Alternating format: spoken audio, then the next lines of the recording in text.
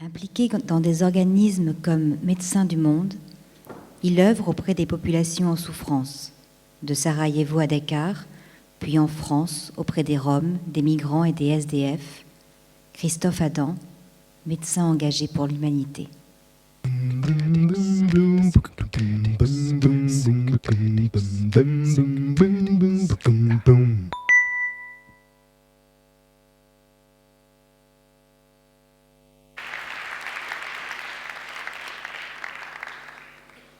Alors cette histoire de TEDx m'a pris la tête, mais dans le bon sens.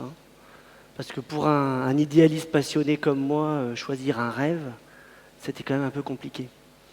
Mais je me suis dit ça valait le coup, parce que je trouve qu'en ce moment, on est un peu centré sur nos nombrils, que nos rêves, ils sont un peu fadasses, qu'on parle beaucoup de crise, d'ennui, d'incapacité au changement. Et peut-être, en agrégeant nos rêves, on va faire des utopies. Alors déjà, avant de me lancer sur le rêve qui m'a un peu stimulé, je voulais vous dire que moi, mon métier, c'est d'être docteur, donc de rencontrer des gens, de les écouter, de les palper, d'entendre leurs peines, leurs difficultés, leurs angoisses, de les accompagner. Et de cette expérience, j'ai tiré un optimisme fou. Alors certains diront, il est toujours très optimiste, Christophe. Mais ouais, c'est comme ça, je ne vais pas me changer. Donc ça teinte ma vision des choses et aussi, d'une certaine manière, mes rêves. Donc je voulais rêver avec vous à un de ces mammouths de notre vie collective. Vous savez, un de ces trucs dont on dit que jamais il ne changera, que les réformes sont impossibles, qu'on ne s'en sortira jamais, que ça coûte des sous, c'est inefficace. Mais un de ces mammouths pourtant qui fait l'envie du monde entier. Alors imaginez d'abord 175 milliards, le fruit de nos engagements communs, de notre travail, de nos cotisations. C'est une masse majeure qui fait de nous l'un des pays au monde qui dépensons le plus sur le champ de la santé. Imaginez ensuite que ces 175 milliards, en fait, nous les utilisions beaucoup pour soigner des maladies chroniques qui sont, pour la plupart, le fruit de nos excès alimentaires, par exemple. 175 milliards dépensés dans les derniers mois de notre vie. En fait, cet argent sert très peu à prévenir, un peu à guérir et beaucoup à accompagner la mort. Imaginez en plus que chaque année, il nous manque de l'argent, qu'on renforce la dette, une grande dette de plus de 100 milliards d'euros, que nous léguerons joyeusement à nos enfants et aussi qui plombe d'une certaine manière nos capacités d'initiative et de créativité. Et pour finir, c'est pas très gai ce que je suis en train de vous dire, mais ces 175 milliards, ils luttent très peu contre les inégalités, qui fait que les plus pauvres subissent le plus et les plus riches s'en sortent le mieux. Eh ben oui, moi, vous avez bien compris, j'ai rêvé à la Sécu. Alors vous allez vous dire, un mec qui rêve à la Sécu, c'est quand même un peu particulier. Rassurez-vous, j'ai d'autres rêves un peu plus rigolos, mais celui-là, je voulais le partager avec vous. Alors le partager, rêver de manière un petit peu structurée, parce qu'on peut être rêveur et un peu pragmatique. Donc rêver sur 3 points. Le premier, c'est de vous dire, de rêver ensemble que le savoir médical soit à la disposition de tout le monde, de chacun, des patients et des non-patients. Un savoir partagé. D'abord, les patients, ils l'ont déjà, le savoir. Ils savent très bien quel est le meilleur docteur, la meilleure technique. Ils ont un avis sur les génériques. Vous êtes pour, vous êtes contre. Ils ont un avis sur la vaccination, sur quelle stratégie médicale.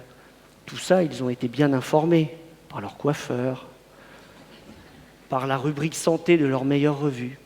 Donc, au lieu de laisser ce savoir comme ça, libre et très confus, pourquoi ne pas mettre vraiment à disposition de chacun les vraies données de la science pour permettre à chacun de construire aussi son projet?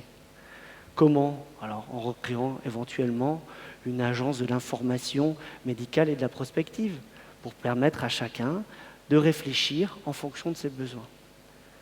La deuxième idée, pour moi, fondamentale, c'est la question du recentrage de ces questions de santé auprès d'un professionnel qui serait un professionnel de premier recours, non pas un prescripteur, mais quelqu'un qui serait là entre l'interface, entre les demandes toujours légitimes d'un patient et la réalité. Pourquoi je dis des demandes toujours légitimes? Qui peut dire non à quelqu'un qui souffre, qui a des angoisses, qui a peur ou qui est malade? Qui peut dire non? N'empêche qu'à un moment, dans certaines situations, il faut savoir redécortiquer ces demandes, les construire et les organiser. C'est ce dur travail de la mauvaise nouvelle. Vous savez, le truc que vous ne voulez pas dire et que l'autre n'a pas envie d'entendre. Et ça, c'est un métier complexe et c'est essentiel aujourd'hui de réimaginer notre système de santé autour de cet acteur de soins primaires qui vous accueille et vous coordonne dans la complexité des dispositifs coûteux dont nous avons heureusement la chance que nous disposons aujourd'hui. Le troisième élément, à mon avis, fondamental, c'est la question de la régulation de la tutelle. Aujourd'hui, la santé, c'est de l'argent, beaucoup d'argent, donc beaucoup d'intérêts, chacun voulant tirer les marrons du feu, voulant s'enrichir de cette richesse collective. Donc comment gérer cet espace collectif? En fait, la meilleure solution, c'est sûrement ce mot un petit peu compliqué, un peu galvaudé, c'est la démocratie. Donc demandons à nos tutelles non pas de nous imposer des cadres, mais de recréer ces espaces de choix collectifs. Alors, vous allez me dire, mais il est en train de nous faire un truc un petit peu délirant. Mais oui, c'est évident. Rêver, c'est avoir la folie de prendre des risques. Et les risques que je suis en train de vous proposer, ils sont sur, j'irai 4 points. Le premier, c'est le partage du savoir entre nous tous. Qui est possesseur d'un savoir? Comment on s'organise sur ce partage du savoir? Le deuxième, c'est le partage du pouvoir. Et oui, c'est un vrai enjeu entre nous. Le troisième, c'est le partage de la richesse. Et le quatrième, c'est la question de la démocratie. N'oublions pas un petit peu les bases et l'origine de notre système collectif. C'était quoi? On cotise selon ses moyens et on bénéficie selon ses besoins. Comment se fait-il qu'aujourd'hui, dans notre monde, on ait perdu cette source originelle et qu'on soit là, juste face au trou de la Sécu, en ne pensant qu'à une chose, à le réguler, à le gérer, en oubliant que le centre du sujet, c'est les patients et la pathologie.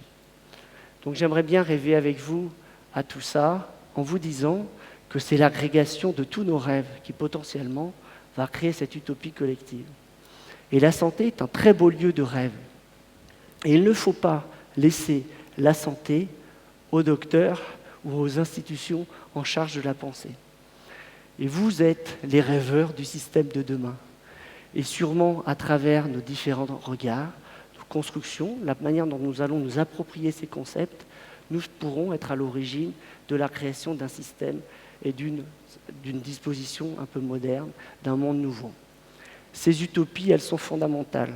Elles sont fondamentales parce qu'il y a un point central pour moi. Il n'y a pas pire qu'un malade seul.